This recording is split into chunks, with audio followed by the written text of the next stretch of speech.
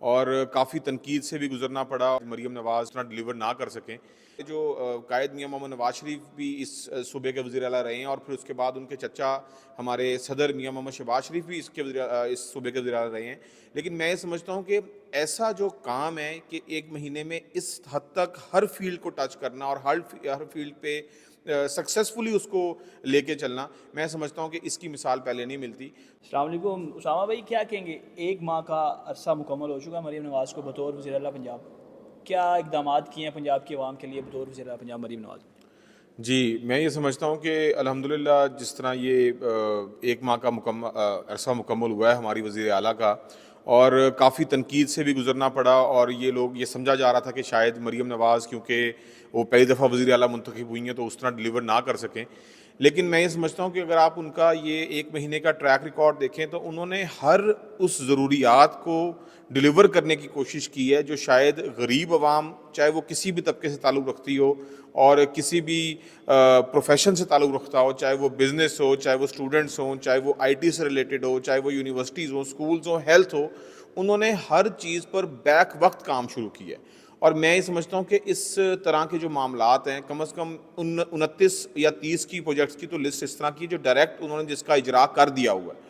اور میں سمجھتا ہوں کہ تاریخ میں آپ کو، حالانکہ ان سے جو ہمارے جو قائد میاں محمد نواز شریف بھی اس صوبے کے وزیر اعلیٰ رہے ہیں، اور پھر اس کے بعد ان کے چچا ہمارے صدر میاں محمد شہباز شریف بھی اس صوبے کے وزیر اعلیٰ رہے ہیں. لیکن میں یہ سمجھتا ہوں کہ ایسا جو کام ہے کہ ایک مہینے میں اس حد تک ہر فیلڈ کو ٹچ کرنا اور ہر فیلڈ پہ سکسیسفلی اس کو لے کے چلنا، میں سمجھتا ہوں کہ اس کی مثال پہلے نہیں ملتی. تو آپ یہ دیکھیں کہ انہوں نے ہر چیز جو ایک عام ضروریات زندگی کی چیزیں ہوں، وہ گھروں کی دہلیز تک پہنچانا ہو، یا وہ ٹرانسپورٹ کے ایشوز ہوں. جس طرح اب آپ نے دیکھا ہوگا کہ انہوں نے کچھ ٹائم پہلے الیکٹرک سکوٹرز کا اجرا کیا، اور اس میں جتنی تعداد مرد حضرات کی تھی اتنی ہی خواتین کی بھی تھی. اور یہ ایک میرے خیال میں گیم چینجنگ ہے، کیونکہ وہ خود ایک عورت ہیں اور ان کو پتہ ہے کہ یہاں اس صوبے میں عورتوں کے ساتھ کیا کیا مسائل درپیش ہیں. تو انہوں نے اس کا حصہ ایکولی، پہلے صرف کوٹا سسٹم ہوتا تھا کہ ایک مخصوص کوٹا دے دیا جاتا تھا. لیکن میں یہ سمجھتا ہوں کہ آپ ان کی جتنی پالیسیز دیکھ رہے ہیں، اور چاہے وہ کسی بھی فیلڈ سے تعلق رکھتی ہوں، آپ یہ دیکھیں گے کہ جو لیڈیز ہیں، عورتیں ہیں، ان کو ایکولی ٹریٹ کیا جا رہا ہے. تو یہ ایک بڑی خوش آئند بات ہے.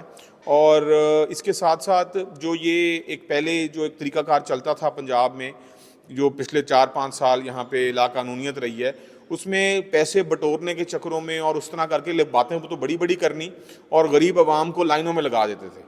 تو یہ دیکھیں کہ آپ پہلی بار ایسا ہوا ہے کہ نگہبان پیکیج، آپ رمضان شریف جیسے ہی مریم نواز صاحبہ سی ایم بنی تو نگہبان پیکیج انہوں نے لانچ کیا، اور اس کا مقصد یہ تھا کہ لوگ گھروں سے نہ نکلیں.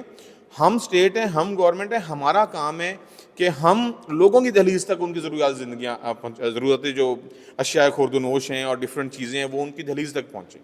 تو یہ ایک بڑی خوشائند بات ہے، میں سمجھتا ہوں. اور اسامہ بھائی، مہربانی.